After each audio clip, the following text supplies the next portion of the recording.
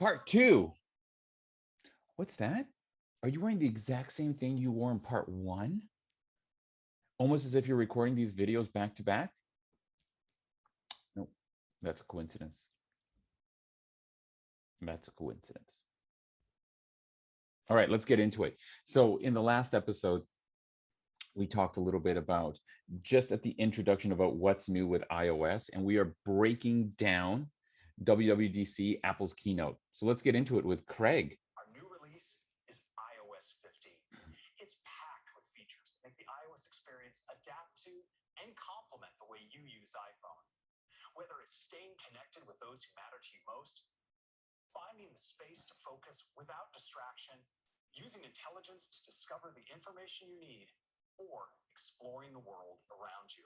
So I don't mind these little tags you're saying. They're so general that right now they're meaningless. So the only way these will work is if you refer back to them as you're giving us examples. So throughout this, and this whole section looks like it's, ugh, this section is so long. It's like 25 minutes almost. So at certain points, Craig, what you have to do is you have to kind of do things like, and that's what we mean by staying connected. Here's another example that you stay connected. Referring back to these taglines, otherwise, I guarantee you within a minute, no one's going to remember any of them. Let's start off with features that will let you stay connected in brand new. And so whoever was training Craig, you can tell that they were saying, you got to sound excited. You got to sound excited. Because for some reason, it's only when we're presenting that we have to use this voice. And it's so amazing. You may be forcing the excitement to try and look excitement, but here's the thing. It doesn't sound sincere. If we were just listening to this, we would know that you're forcing the energy. And that is actually harder to listen to than you just being you. You just talking like a normal person. You say, I'm actually really excited because some of the stuff we have lined up is going to be great. Now, this is a virtual event and you're trying to get as much in as you can. Thing is, this thing was like 2 hours long, so you can't be that time crunched. Therefore, if you really want to keep people engaged and sound impactful, instead of really trying to force your words and be up here at 10 the whole time, because guess what? Nobody ever talks like this uninterrupted for long periods of time. I mean, you see this. Pause after you say something important for 2 seconds, 3 seconds even. Pause every 10 sentences and make what you say memorable. It'll work better than any kind of weird voice stuff whoever trained you told you to do. In a year when figuring out how to get face-to-face has felt more essential than ever, we've all found ourselves using video calling for just about everything. And when it comes to making calls that are easy, spontaneous, and connect us with the people who matter most, FaceTime is a standout. The thing is, most of us don't spend all of our time trying to connect with the people that matter to us most. Most of us have to talk to people who we don't really feel the need to talk to that much, or we're doing it for work. So we're ambivalent towards that communication. So all this, and this is something that's going to be happening throughout, all this is just these platitudes that make you sound insincere, that take away from your message. So instead, you say something like this, Craig. This year has been the video of video conferencing. No, when I call someone, no one picks up the phone. But when I video chat, that's how we're talking live in person. Just even something as simple as that could make what you just said a bit more real. And gang, for this next section, I'm just going to fast forward through things because we're not going to listen to 25 minutes of this kind of stuff because it's the same thing. Here's a big Coles notes for you. Number one, everything is very general in third person. So all you need to do is add specifics. Number two, you're giving solutions without showing us what the current problems are.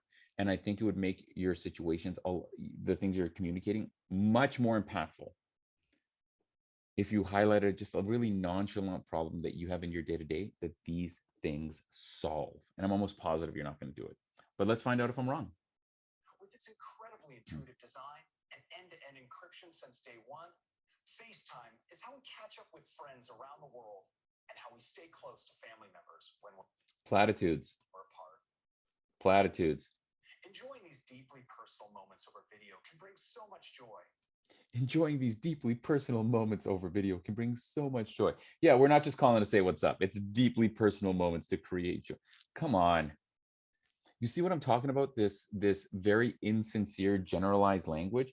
What did you last use, whatever this is, FaceTime for?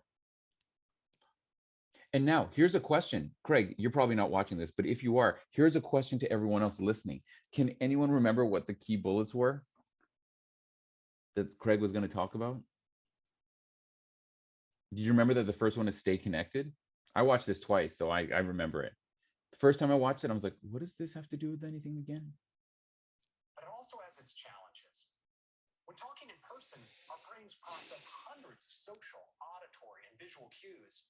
When talking on a video call, many of those signals can get lost. So right here, Craig, would have been a great opportunity. Then instead of saying this generic blah stuff, you give one scenario, hold up one scenario, and then tell me how you solve all the problems in that scenario. I'm going to watch this a little bit first, and then I'm going to give you an example.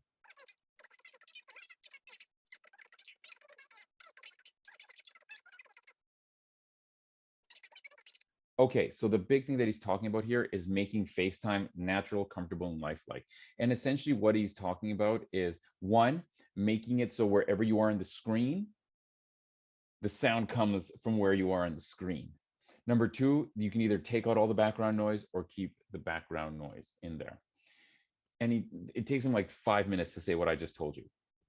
It would have been awesome if you just said that and then gave us examples. But what if you did this?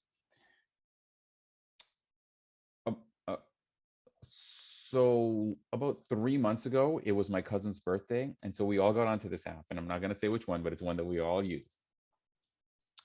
And we all connected because we were all on this social media platform. So we all connected and tried to do a video call, and it was useless because there was like 10 of us on the call, and all of our background was going all at the same time, and you could never tell who was talking, and people were all talking at the same time. And it was just all coming through one source. With FaceTime, we fixed this problem. So number one, you can remove all the background. So even if there's someone doing a windblower in the background, you won't hear it. Number two, if your picture's in the top corner, the sound is going to come from the top corner. If you're over here on the right-hand side, the sound is going to come from the right-hand side. So it replicates us actually talking and looking at the people we're talking about, not through our video, but through our sound. So the next time I have a call and there's 10 people on this grid, and my Aunt Lucy says, hey, so what are you doing? I'm like, oh, Lucy. And I'll talk to her. And my cousin Christina's like down here. She's like, you think it's a good idea? Yeah? You want to do it with me? And we will be able to engage each other. And if the dogs are barking in both of them, we won't have to hear it. Versus, when you're on a FaceTime call, your mic is picking up a cacophony of sound. So in voice isolation, machine learning distinguishes these sounds, blocks out the ambient noise, and prioritizes your voice so that it comes through crystal clear. Check it out. I wish I could be there. What if you have done my scenario, then followed it up with the technical, and then followed it up with an example? What would have happened then, Craig? I'll tell you, a more interesting presentation, a more dynamic speaker. Sometimes, though, we want every bit of sound to come through. And that's when you switch to wide spectrum. In wide spectrum, your mic picks up an entire symphony's worth of sound. Your voice and everything. So what if I do want to hear all the dogs? Because I love the dogs. And so what if I want to talk to them and I want to hear them in the background? Then you say this stuff. If you would have prefaced this whole conversation, this whole thing based on a scenario at the beginning, you could have referred back to the scenario, and it's your scenario. So it's Craig talking to us, not at us. And we would have empathized and been excited about what you're saying. Let's turn to video. When you want to see every face in the room, you can now turn on grid view, giving you another way to view your group FaceTime calls. Here you see people in the same size tiles, And you'll be able to clearly identify who's speaking while seeing everyone else's reactions. You see the scenario? I said, so my Aunt Lucy's here, my cousin's there.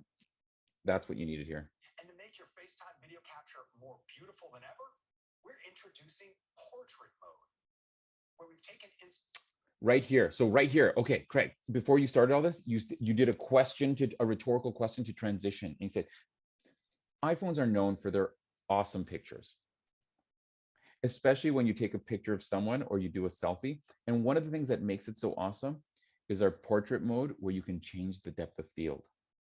Well, now you can do that in FaceTime. So you can look as if you're in a professional film, just like you on your phone, you look like you're in a professional photo. Something like that. And then you say all this that you're about to say.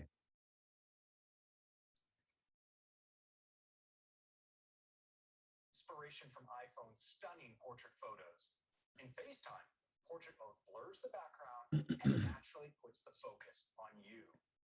Next, to help you schedule your FaceTime calls, we've created FaceTime links.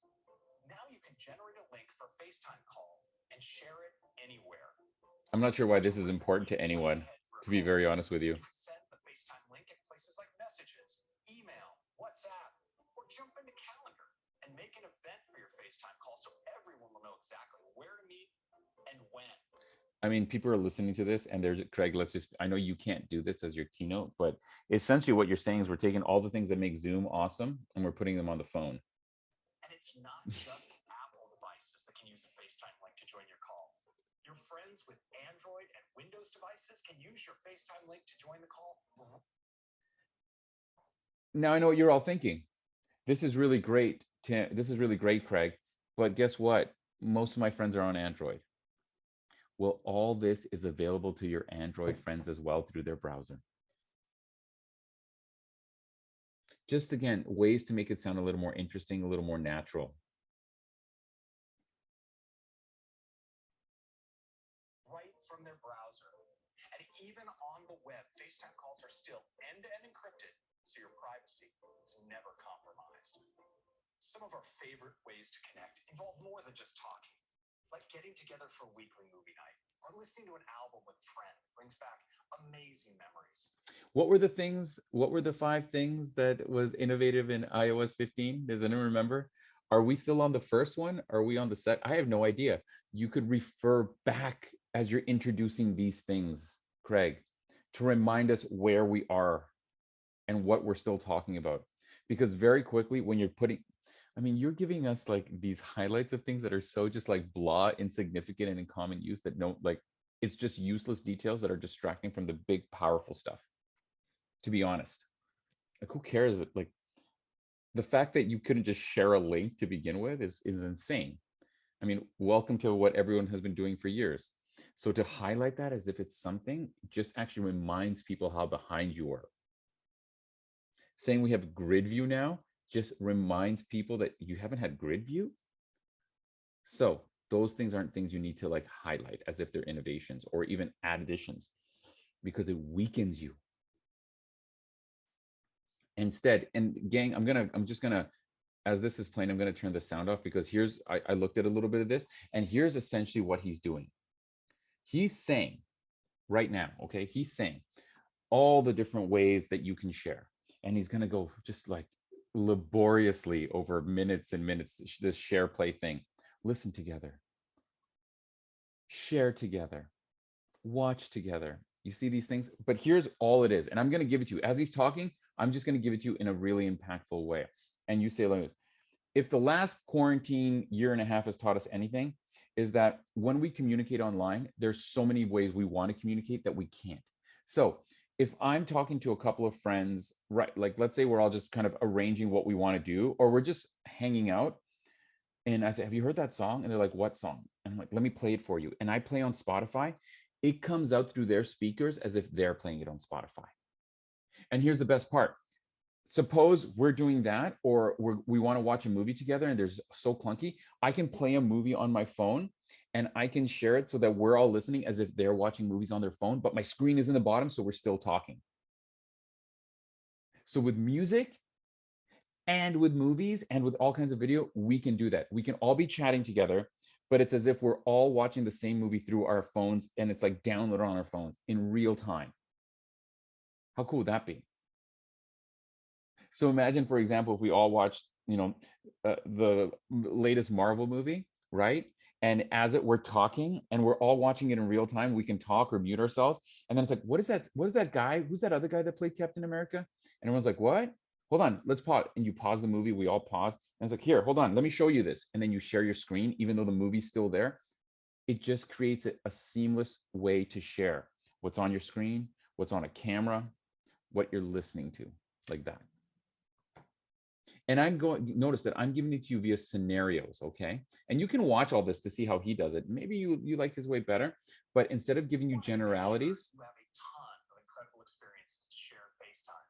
So in addition to Apple Music and the TV app, SharePlay is designed to work with your other favorite apps and streaming services. With an API built for easy adoption, developers can bring their own apps right into FaceTime. And today, we're so pleased to announce that we're already working with some incredible partners. You see what I mean?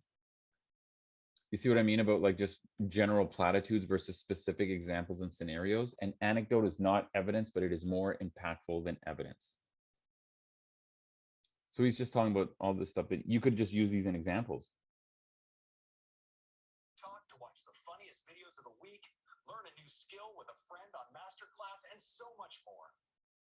Finally, learn a new skill with your friends on Masterclass, and so much more. You could watch Natalie Portman teaching you how to act. Listen, I love acting, and I could watch Masterclass with Natalie Portman with my actor friend, and we could be like pausing and playing to talk about if they do the things that Natalie Portman does. How about that for learning something new with a friend? Check out screen sharing. You can use it to browse Zillow listings live with your future roommates, or show off a tricky move in your favorite game. So the other day I was talking to my friend about how I'm obsessed with this one game, this Army of Darkness game, and I was trying to describe the game. How cool would it have been if I could just, you know what? Hold on a second. Here, watch me play for 30 seconds and you'll see what I mean. And I just opened the app without doing anything else, just opened up the game and started playing. And my friend could have watched it as if it was on their phone. How cool would that be to share? Well, you can do that with the browser, games, anything on your phone now. Again, scenarios and anecdotes to make it more impactful and interesting. Screen sharing is also a simple and super effective way to help someone out and answer questions right in the moment. And it works across Apple devices. So that's SharePlay, a whole new way in FaceTime to connect and share experiences with the people you love. To connect and share experience. What would be a better way, like a better little summary of that, Craig? Couldn't you, so that's SharePlay. Sharing anything on your phone like it's on everyone else's phone. Sharing movies, apps, screens, sound as if they all have it on their phones too. Some way to make it a bit more like generalized and a bit more about like what it actually is in real human words. And I'm just thinking of this stuff in the moment. But here's another thing, Craig, I will tell you. If you wanted to practice how to do this, then here's what you have to do. You have to start sneaking. And I know it's too late now, but for the next thing, you try and start sneaking these explanations into your social conversations to try and find that magic way that really resonates with people. So you actually see what people respond to versus what some person who's a communications expert tells you is effective. So for example, imagine if like over the course of like a month or two at every dinner you at, you kept trying to like summarize SharePlay in like a sentence or two. Just by you doing that in the moment, you'll probably find a really good little phrase, or someone would give you a little phrase, and you would find out what if what you're saying is impactful and clear. The other really cool thing that it'll do is if you try to explain SharePlay in a social conversation, people just shut up and go, mm-hmm. Wow, that's really interesting. Oh, wow. Mm-hmm. Wow. Oh, that's so. It means that you sound fake and they're just being polite. But if you can throw it in and people just want to add and it builds the conversation and everyone starts talking, that's how you got something that works. What if I could just put all my movies, songs, and games on your phone and we could watch it all at the same time? That's what SharePlay does. If I'm playing a song, and I want to share it with you, all of a sudden it sounds like it's on your phone. If I'm watching a movie, it looks like it's on your phone. If I'm playing a game, it looks like you have the game on your phone. How about that for the next generation of sharing? Next, to staying connected throughout the day, our go-to is messages. And these days, so many of our conversations are inspired through sharing articles, photos, and more. So this year, we're introducing great new ways to enjoy all of this amazing shared content and the exchanges that follow. Here's Mindy to show you how it all works. Thanks, Craig. I'm so excited. you know, with all the money you guys put in, why are you doing these like old school formalized transitions? And now here's Mindy. I guarantee you, I'm going to fast forward. Let's see if it's like, back to you, Craig. Let's see if she says that. Hold on.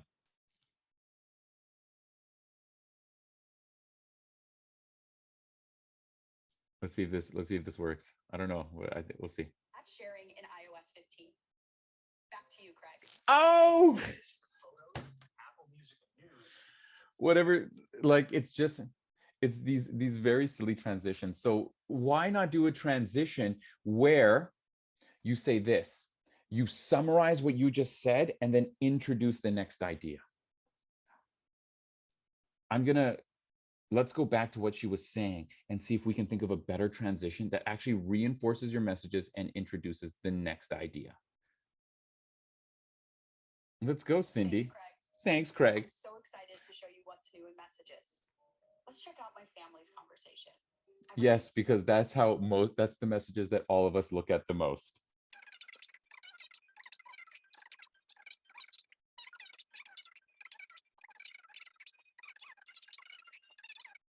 All right, so I just jumped through her whole section because I wanted to see if I could summarize it for you and then show you how to transition. So here's what she basically goes through all the ways that messages can share. And then she goes back to Craig, and Craig talks about a few more, for some reason, ways that we can share. But then he goes into the second topic at the beginning. And does anyone remember what the second topic was? Of course not. But it was about staying focused. So what I'm gonna do here is I'm gonna give you a summary of what she talked about in a sentence or two, just as a challenge for me. And then I'm going to transition as if I was transitioning to Craig, using a review of what we talked about, and then a question to get into the next topic. So first of all, here's what she talked about. She was saying how in messages, you can now share in all these different ways, and it looks different as well. So if I share a bunch of pictures, instead of being just like this real grid, it looks like a photo collage. If I want to share articles and everything like that, it becomes like a very dynamic imagery, almost as if we're on social media. But here's the thing. Sometimes people will share things with me, but I don't want to look at right there and then. You're going to share a song with me. Am I going to stop everything I'm doing, listen to your song? No. But now we can keep track of the things that are shared with me so I can listen to them when I want to listen to them. And another really cool thing is it's all based with AI. So if there's pictures that my friends take when we were all on vacation that it's relevant to me, it'll appear as if it's in my photo stream. Same with music, same with articles, same with anything that we were sharing while we were on vacation together. So now that we understand some of the awesome new ways that messages is becoming more interactive and it's changing how you see information, isn't that going to affect on our focus? Isn't that going to affect our productivity? Are we going to be distracted all the time? And then it cuts to Craig, maybe somewhere around here. So we have new tools to help you focus on what matters most. Today, iPhone plays smooth transition with no jargon and a bunch of like claptrap, silly wording and stuff. And where we get things done. And finding that balance between work and life can be tricky. Who doesn't say things like this? Craig, I mean, everyone's like, get to the feature, get to the feature. We want to free up space to focus and help you be in the moment. And I'm going to actually stop it right here because, again, we're doing these long episodes. I keep trying to make them short, but I just find so much stuff to talk about, gang. So I hope you don't mind these longer segments because I think we can really learn if we delve deep into the way people are communicating so that we don't fall into their traps. We see the things they're doing well, but then we improve on the things they're not doing as well. What can we take away from everything we've watched in this video? Number one, more anecdotes and scenarios to preface the conversation, to preface the features, because through those anecdotes and scenarios, it does two things. One, it creates the problem that you are solving. And two, it makes what you're saying real and applicable to the listener. Because every listener has been on a thing with like 7 people and you can't hear anyone talking in one. The other thing we learned is focus on these transitions. Like these fake transitions don't work. Instead, use rhetorical questions to transition. Summarize and then rhetorical question to transition. And if you want more specifics on these strategies, and in fact, a ton more strategies, check out my book, End Boring, a tactical approach to communication and public speaking. It's available on Amazon. I'll put the link down below. And it's just full of tactics to make you a better speaker. So if you ever have to be Craig, you're going to do all the things that Craig does well, but you're going to go to a whole other level with even more tactics to make you an amazing speaker. Hashtag End Boring, my friends. And I'll see you next time.